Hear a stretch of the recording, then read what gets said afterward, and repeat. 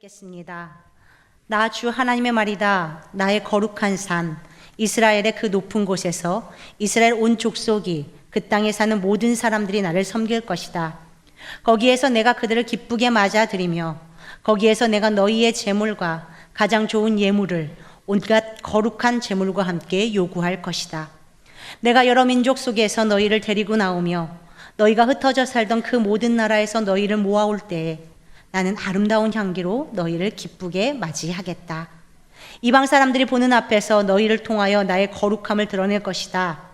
내가 이렇게 너희를 이스라엘 땅으로 곧 내가 너희 조상에게 주겠다고 손을 들어 맹세한 땅으로 데리고 들어가면 그때야 비로소 너희는 내가 주인인 줄 알게 될 것이다.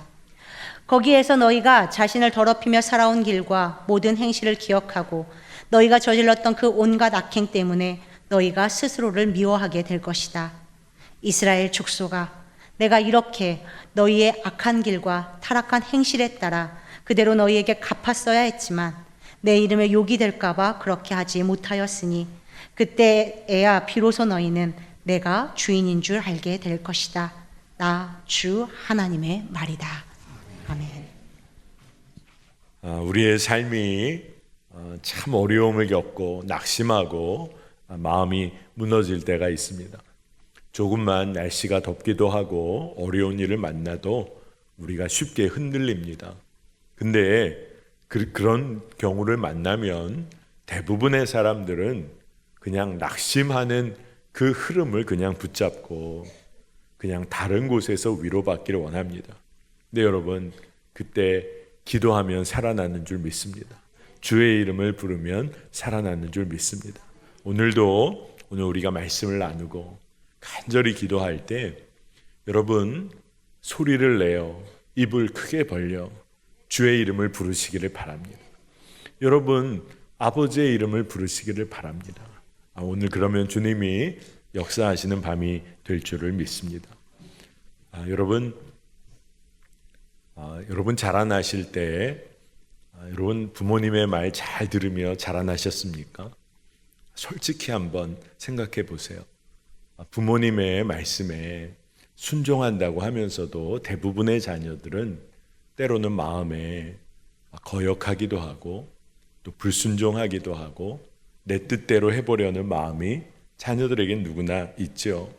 그래서 틈만 나면 부모님 말에 순종하지 않고 자기 주장하기도 하고 부모의 말에 귀를 기울이지 않고 고집만 부리고 어떨 때는 지긋지긋할 정도로 부모님의 말씀이라면은 하나도 지키지 않으려고 하고, 여러분 그런 자녀가 있다면 부모는 어떻게 해야 하는 걸까요?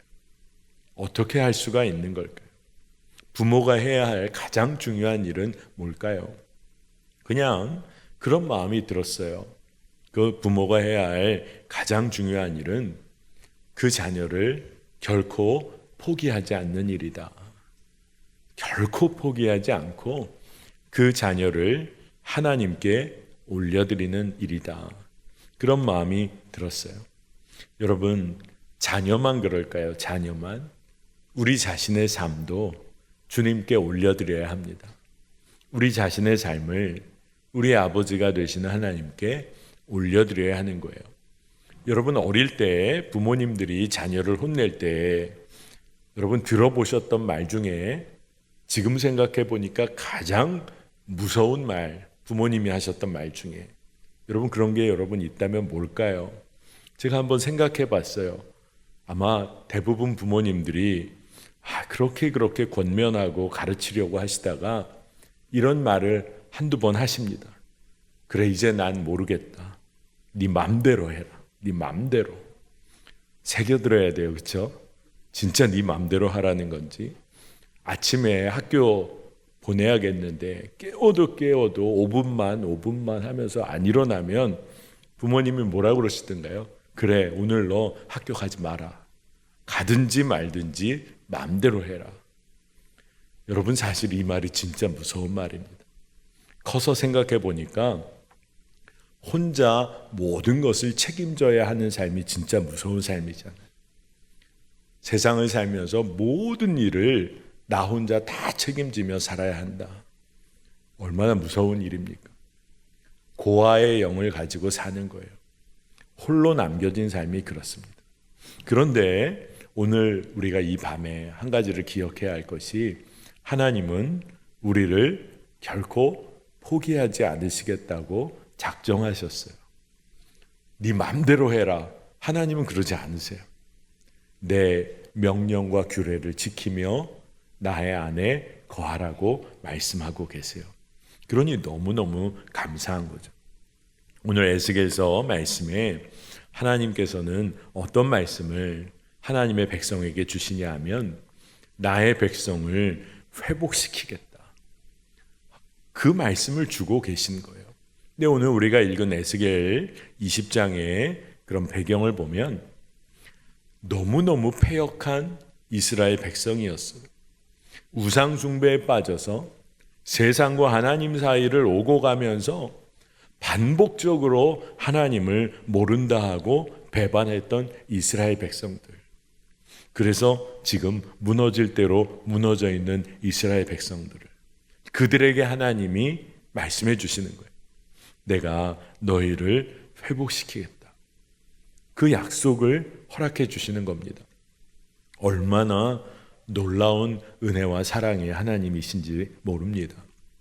그래서 하나님께서는 약속을 주시는데 어떤 말씀이냐 하면 하나님께서 나의 백성 너희들을 책임질 것이다. 책임질 거라고 말씀을 해주세요.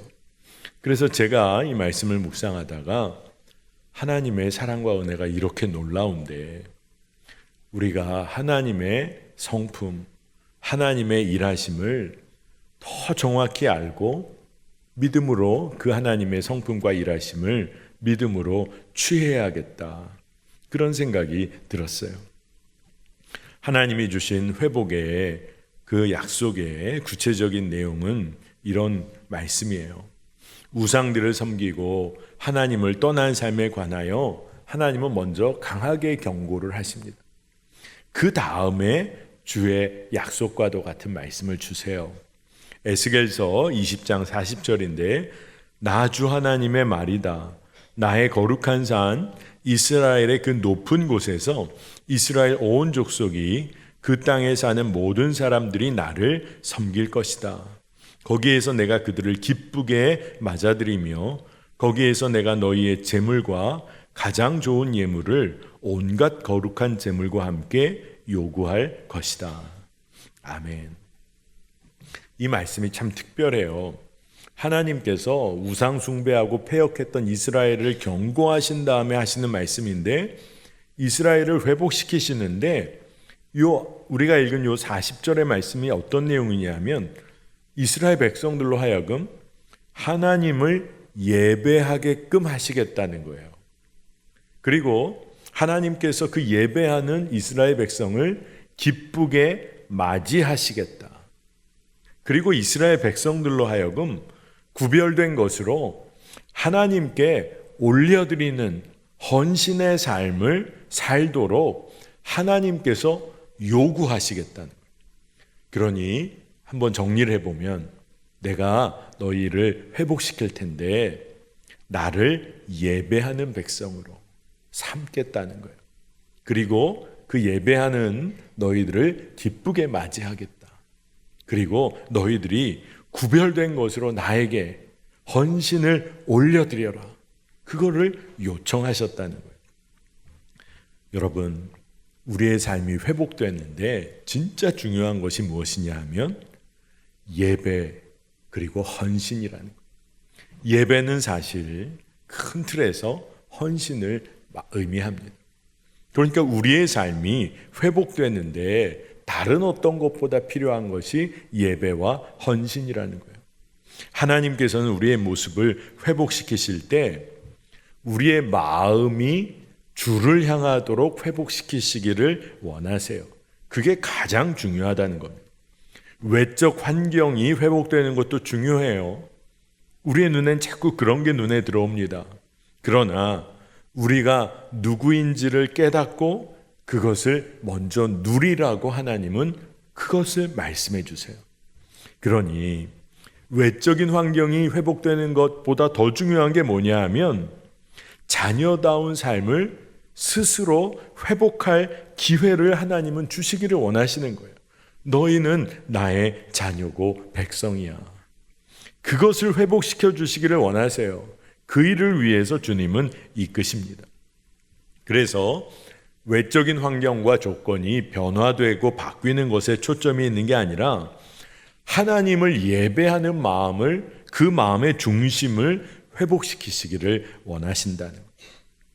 여러분, 진짜 중요한 영적 지혜는 예배가 회복되면 변화는 이미 일어난 거예요. 모든 변화의 준비는 다 이루어진 겁니다. 예배가 회복되면 살아납니다. 여러분, 그런 경험들이 있으시죠?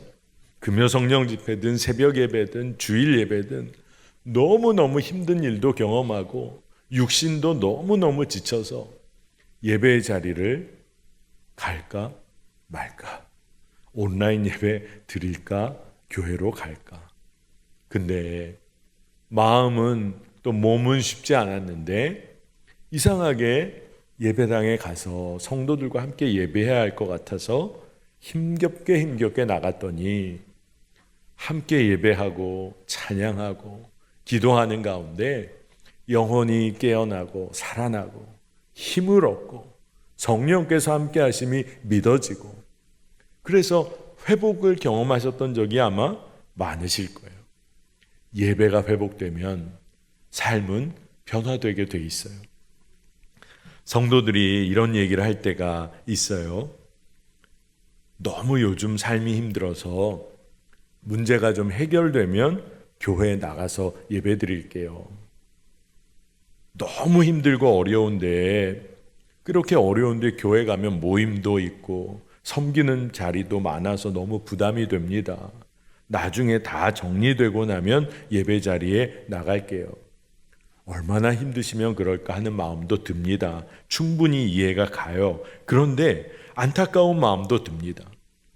힘들고 어려운 때이니까 더 주님을 바라보며 살아계신 하나님을 붙잡고 인정하며 예배해야 하는데, 예배를 통해서 정말 살아 역사하신 하나님을 붙잡고 인정하고 나면 하나님께서 내 삶의 문제를 포함해서 내 삶의 왕이시기 때문에 내 삶의 문제는 하나님이 이끄시고 푸시고 그리고 그것을 해결도 하신다는 것이 믿어지는 은혜를 누리게 된다는 거죠.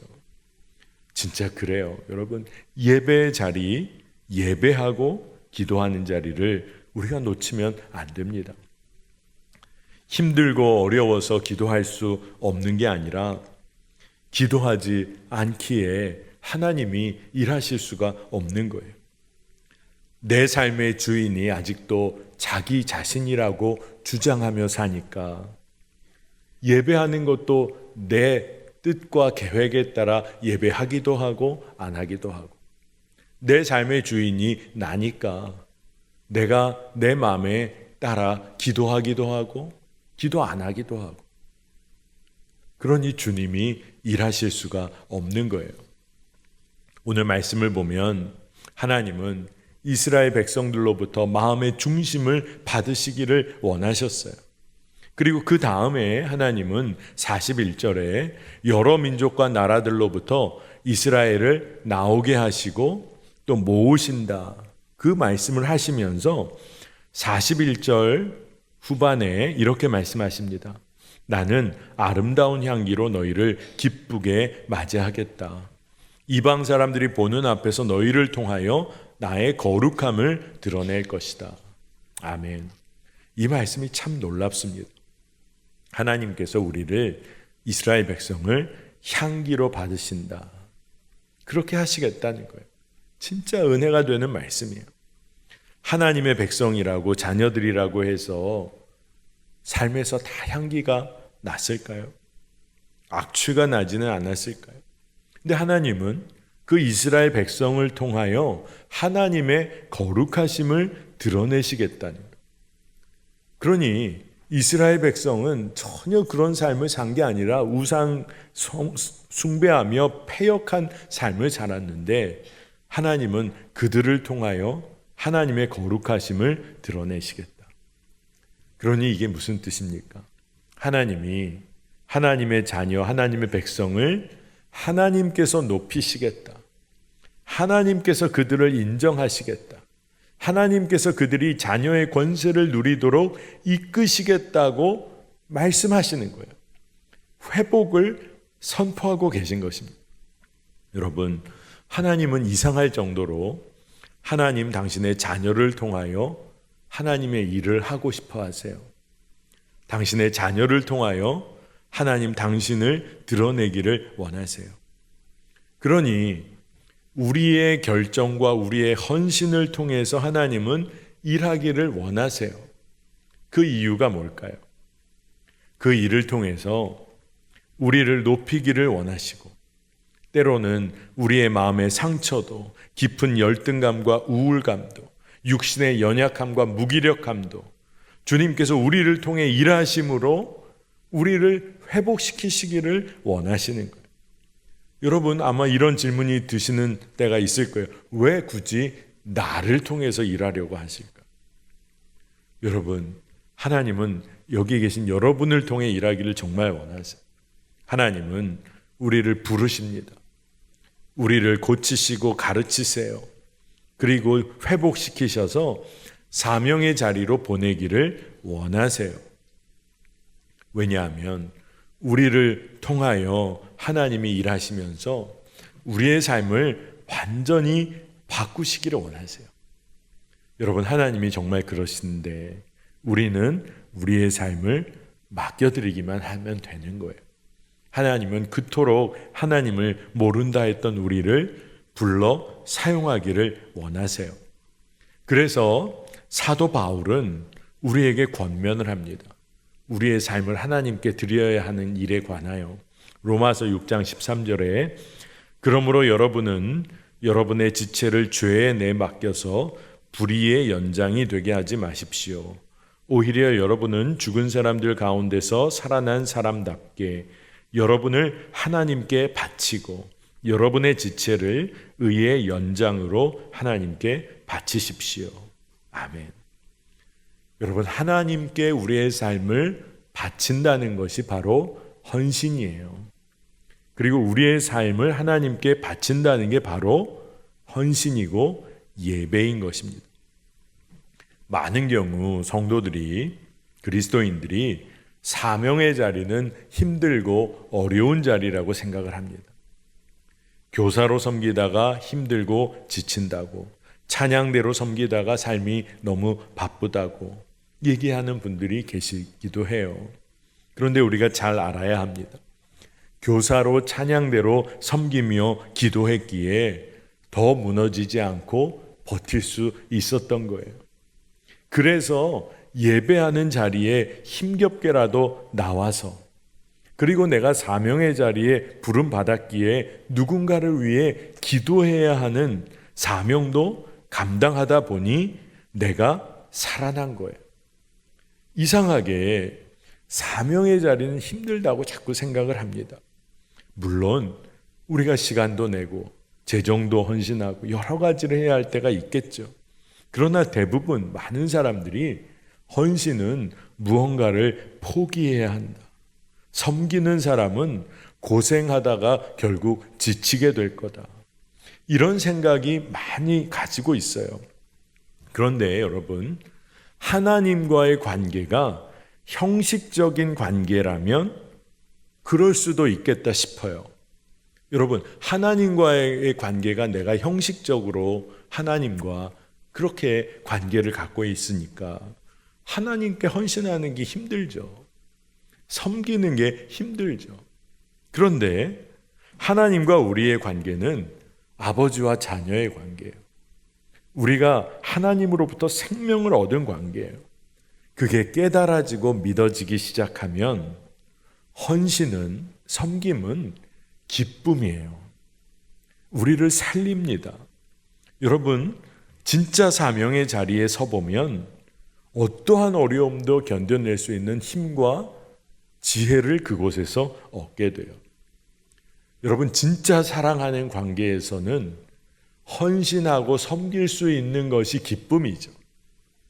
여러분, 자녀를 위해, 자녀를 사랑하는 관계이라면 자녀를 위해 헌신하는 것은 기쁨이죠. 고생이 되는 것 같더라도 그건 기쁨이죠. 그렇기 때문에 우리가 하나님과의 관계에서 헌신하고 섬길 수 있다는 것은 기쁨이고 우리 삶의 이유와 목적이 됩니다. 그러니 조금은 형식적인 관계에서 헌신하고 섬기는 자리에 서봤다. 그러면 그것도 은혜인 거예요. 하나님은 그렇게 아직은 연약하고 부족한 헌신을 통해서도 우리에게 하나님을 깨달을 기회를 허락하시는 거예요. 그런데 우리가 어떤 일을 하다 보면 낙심이 될 때가 있어요. 그래도 마음을 좀 붙잡고 좀 해보려고 했는데 낙심이 될 때가 있어요. 나만 남았네. 나만 안 되나 봐. 탄식할 때가 있어요.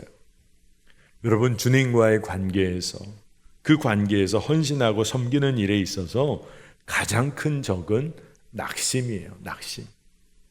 여러분, 엘리야를 아시잖아요.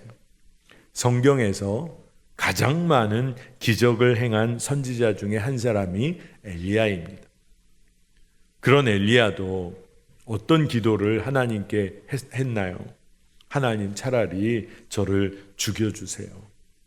그런 간구를 올려드리며 그가 낙심했던 적이 있어요.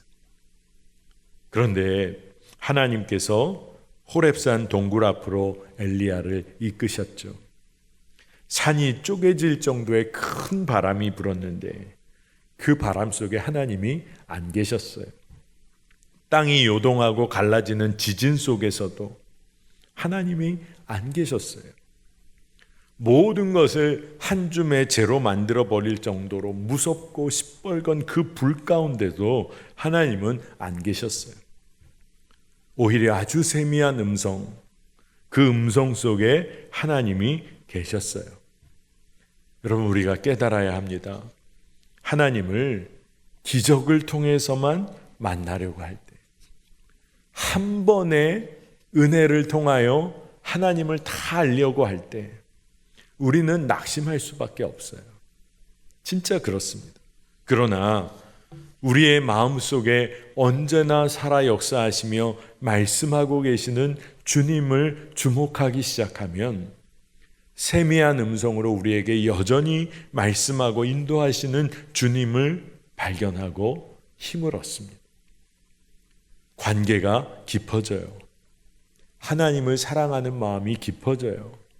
그러면 어떤 상황에도 흔들리지 않는 믿음이 자라납니다. 여러분, 자녀에게 약속을 주시는 하나님이세요. 우리가 그 하나님과 더 깊은 관계로 나아가야겠습니다. 자녀로서의 삶이 무엇인지 하나님은 자녀들에게 알게 해주고 싶으신 거예요. 여러분, 한번 상상을 해보십시오. 하나님이 허락하시는 놀라운 회복의 약속을 믿음으로 취한 사람과 믿음으로 취하지 않은 사람의 삶은 너무나도 다른 삶을 살았을 거예요. 오늘 에스겔서 이 말씀에 하나님은 약속을 주셨어요. 내가 너희 예배하는 백성으로 삼겠다. 너희를 기쁨으로 맞이하겠다. 내가 너희를 향기로 취하겠다. 너희를 기쁨으로 맞아들이며 너희를 통하여 일하겠다. 이 약속을 믿은 사람들의 삶은 완전히 달라졌을 거예요. 그러나 그것을 허투루 들은 사람들은 그냥 그 자리, 그냥 그렇게 살았을 거예요. 회복을 이루시는 하나님의 역사를 바라보면서도 어떤 사람들은 이렇게 말할 수 있겠죠. 아유, 운 좋은 일이 생겼네. 하나님이 일하시는 것을 보고도 그렇게 말할 수 있을 거예요. 그런데 여러분, 운이 좋은 게 아니에요. 하나님께서 하나님의 백성을 포기하지 않으시니까 그런 역사가 일어나는 거예요. 그러니 진짜 하나님을 바라보기를 갈망하는 사람들에게는 하나님은 어떻게 하기를 원하실까요? 하나님 당신을 드러내기를 원하세요. 우리를 친히 만나 주시기를 원하세요. 오늘 말씀을 묵상하면서 하나님께서 우리를, 하나님의 자녀를 회복으로 이끄시고자 그렇게 작정하셨는데, 그런데 우리가 그 하나님을 온전히 바라보지 못하고 믿음으로 살지 못하면 나중에 우리가 정말 안타까워할 게 뭘까요? 하나님은 우리를 사랑으로 붙잡으시려고 포기하지 않으시고 우리에게 늘 말씀하시고 붙잡아 주시려고 하는데, 우리는 여전히 범죄하며 더럽고 악한 모든 일들을 그대로 행하며 끝까지 살아가고 있다면 사실 그 일이 나중에 가면 우리가 가장 안타까워하며 애통할 일이 될 겁니다. 에스겔서 20장 43절에 거기에서 너희가 자신을 더럽히며 살아온 길과 모든 행실을 기억하고 너희가 저질렀던 그 온갖 악행 때문에 너희가 스스로를 미워하게 될 것이다. 두려운 말씀이죠. 하나님의 회복의 약속의 말씀을 받고 하나님의 백성으로 부름받고 하나님께서 우리와 관계하기를 원하시는데, 그럼에도 불구하고 끝까지 악한 행실, 더러운 길을 걸었다. 어떤 일을 경험하게 될 거라고 말씀이 말하고 있습니까? 너희가 스스로를 미워하게 될 것이다. 무서운 말씀이죠. 그러나 여러분, 우리가 이 말씀을 통해서 돌이킬 그런 기회를 얻는다면 그것은 지혜로운 것입니다. 회복의 약속을 믿음으로 취한 사람들은 그때로부터 어떤 삶을 살게 될까요? 이제는 죄에 더럽고 추한 것을 알면서도 죄 지으며 그 죄의 재미에 빠져 살던 그 삶을 끊어내는 거예요. 여러분, 다시 한번 얘기합니다. 죄에 더럽고 추한 것을 알면서도 그 죄가 주는 재미와 안락함과 쾌락 때문에 끝까지 붙잡고 있었던 거, 그 삶을 끊어내는 삶을 살아요. 여러분, 하나님은 우리를 그렇게 이끌기를 원하십니다. 우리가 돌이키지 않으면 결국 우리가 우리 스스로를 미워하게 될 거예요. 에스겔서 20장 44절에 이스라엘 족속아, 내가 이렇게 너희의 악한 길과 타락한 행실에 따라 그대로 너희에게 갚았어야 했지만 내 이름에 욕이 될까봐 그렇게 하지 못하였으니 그때에야 비로소 너희는 내가 주인 줄 알게 될 것이다. 나 주 하나님의 말이다. 아멘. 이 말씀은 하나님께서 우리에게 정말 원하시는 게 뭘까? 거기에 관해 생각하게 하는 말씀이에요. 하나님은 엄청난 일을 원하시지 않아요. 정말 하나님이 원하시는 것은 정말 하나님, 우리의 아버지, 우리는 하나님의 자녀, 그 자녀와 아버지의 관계를 원하세요. 그러니 그 관계를 원하시는 하나님은 우리 자녀가 복받기를 원하시겠죠. 신명기 10장 12절 13절을 보니까 이스라엘 자손 여러분, 지금 주 당신들의 하나님이 당신들에게 원하시는 것이 무엇인지 아십니까?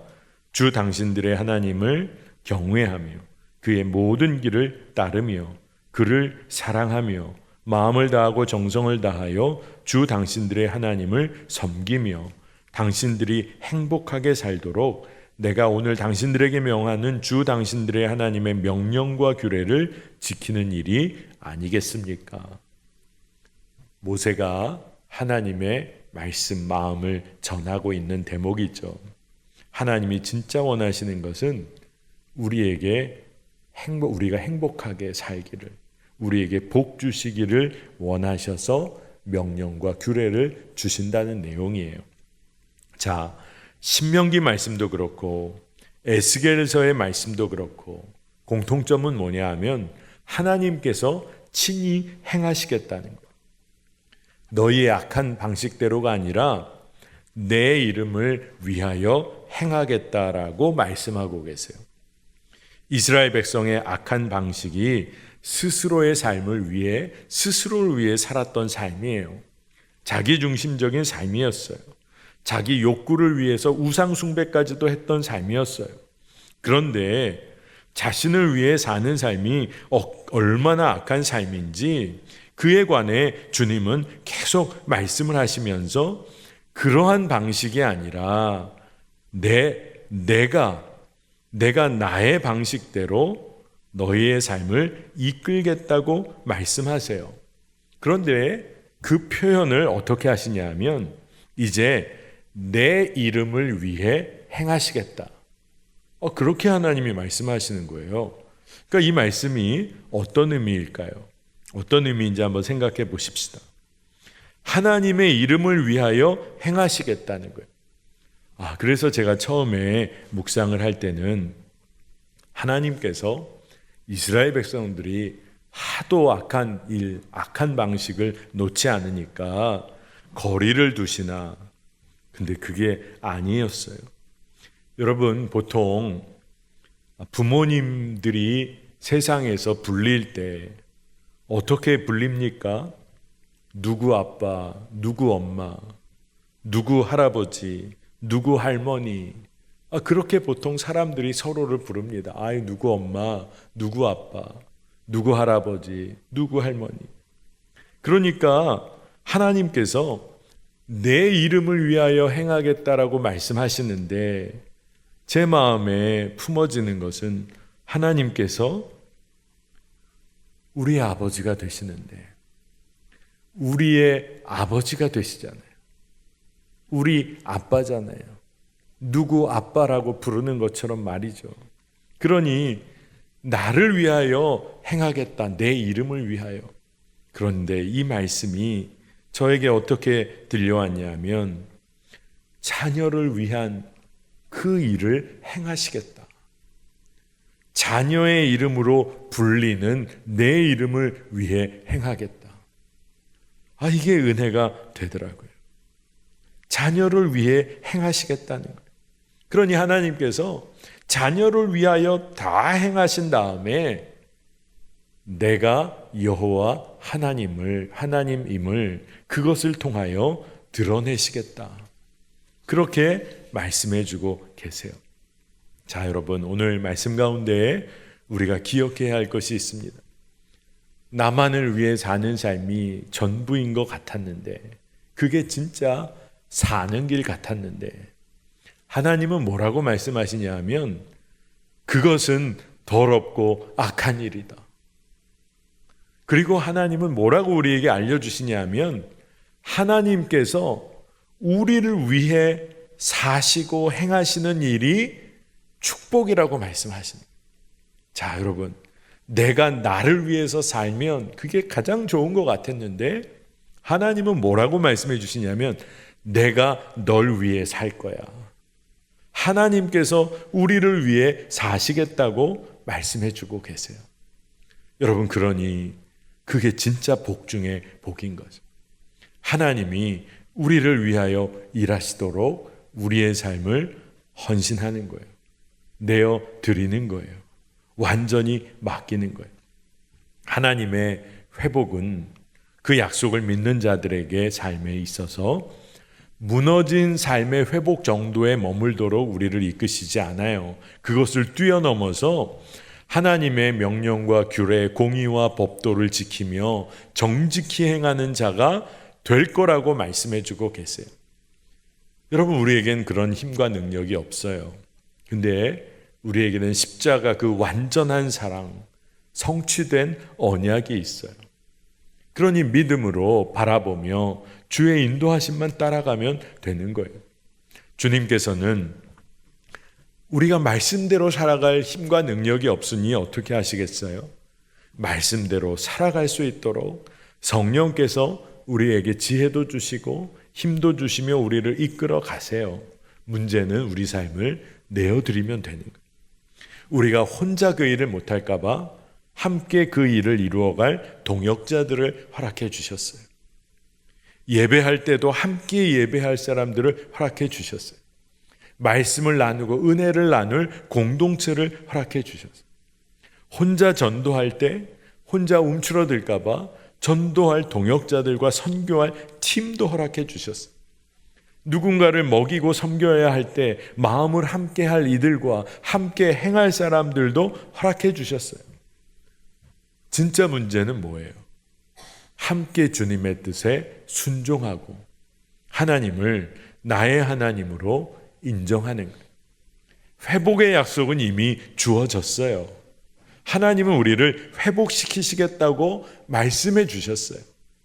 우리의 방식이 아니라 하나님의 방식으로 그 일을 이루시겠다고 했어요. 나의 이름을 위하여 행하겠다. 하나님은 우리의 아버지가 되시니 우리 아빠께서 우리를 위하여 일하시겠다는 거예요. 여러분, 그러면 됐잖아요.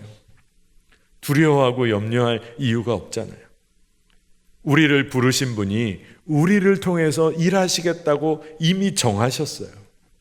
그러니 우리는 하나님이 나를 통하여 일하실 것을 믿음으로 붙잡으면 돼요. 주님은 우리를 통해서 분명히 일하십니다. 그리고 우리를 통해서만이 아니라 우리와 함께하는 공동체를 통해서 일하세요. 오늘 이곳에 모인 여러분들을 통해서 하나님은 하나님의 일을 이루세요. 여러분의 가정을 통해서 하나님은 일을 이루세요. 일터뿐 아니라 매화 교회를 통해서, 한국 교회를 통해서 하나님은 일하세요. 회복의 약속이 이미 주어졌어요. 여러분, 오늘 그것을 믿음으로 꼭 붙잡는 여러분들 되시기를 축복합니다. 자, 오늘 우리 말씀 기억하면서 찬양을 하고 그리고 기도하겠습니다.